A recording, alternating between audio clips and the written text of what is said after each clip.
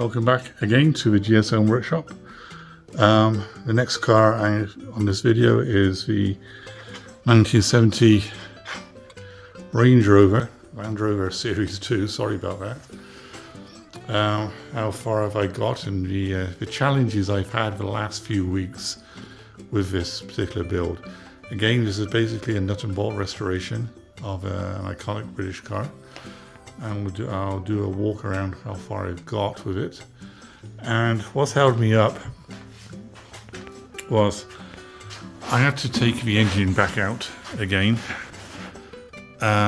because I found a broken part on the bell housing on the transmission, which is really frustrating. Anyway, while we're in the engine bay, let's have a look at the engine bay. Started the wiring, most of it's been done.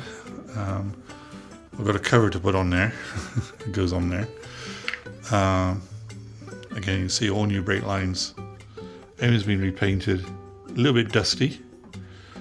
That's all. I had to make up a...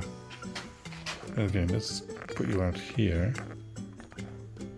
Oh, wrong way. I'm trying to zoom you out, guys. There we go. Going the right way on my phone. I had to make up a battery tray.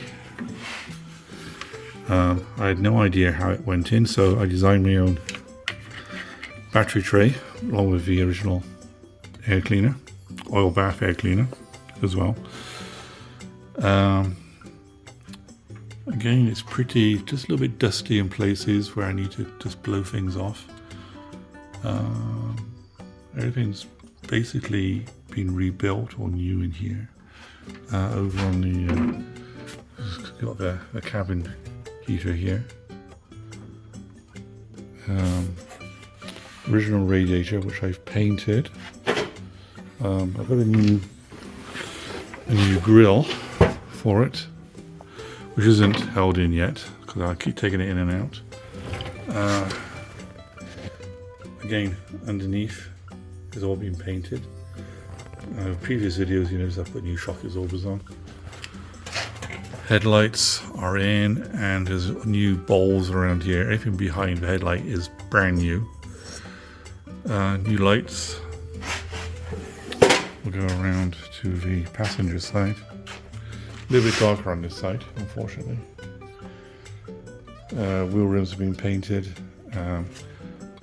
So, not too sure how this is going to look inside, but the bell housing was broken, which attaches this lever here. It was broken off as a bracket that goes on there, and it wasn't on there. So now we have, I can select high range, low range, and four-wheel drive, two-wheel drive on this now. All the fluids have been put in. I've got to find the covers for the transmission here and here. I think there's one on the other side, which I know is. I took the seats out because I needed access to under here later on for the wiring.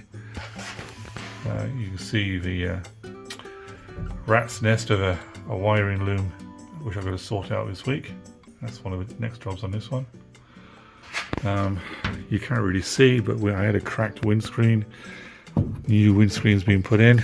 That was a fairly simple job, which are all like that. Down around here, nothing much to see. I could walk around the other side.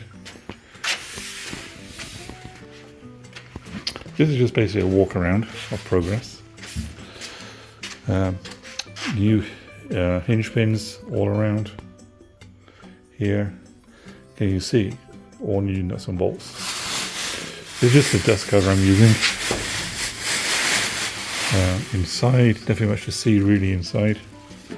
Putting in new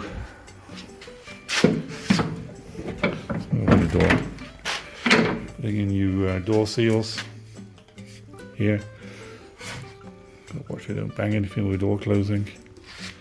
All new door seals will go in and around. That is a job for this afternoon, I think. Oh wait, I've ordered a new automatic riveter. Maybe not. Around the back, I have glass to put in this section here. It's missing. Got a reflector on the back. Lights are in. Reverse lights, number plate lights, etc. The back is a storage for all my parts right now. down on the floor. I've got lots of parts. So this is nearly done. I'm waiting. Let's go back to the engine bay. When I've been doing the wiring, because I never took this car apart, I've only got things like YouTube and the original manuals to go by how it all goes back together again.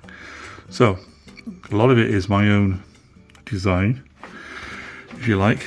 Wiring has been a challenge, but this one wiring loom here, I couldn't see how it fitted in originally. I went around the back of the engine to the dynamo generator, but I didn't look right either because none of the wires are lining up. So I figured out it had to go around the front here, in front of the engine, and through underneath the thermostat.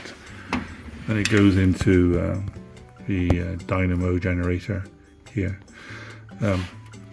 This wire, I believe, goes to this. It's something to do with a cold start.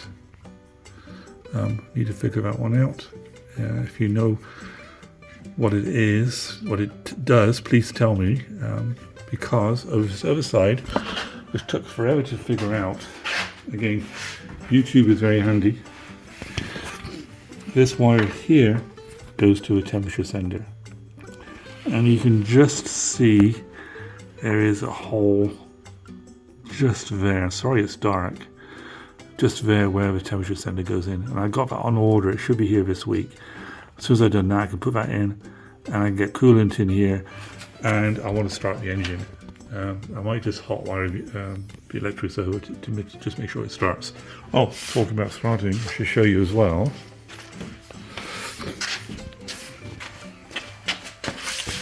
You can see the exhaust system goes in and under, goes up and under, all around. Like scoot around the back, and you can see the muffler a bit further around, and you can see the shiny new exhaust system on there. And you can see how clean and tidy it is. Again, just a nut and bolt, all new brake lines all around. Anyway, I'll do another video when I try and start the engine. I'll do a live start on this one. We'll see how it goes. Okay, thanks for watching. If you like it so far, please like, subscribe, comment as well, helps. And we'll see you in the next video. Bye for now.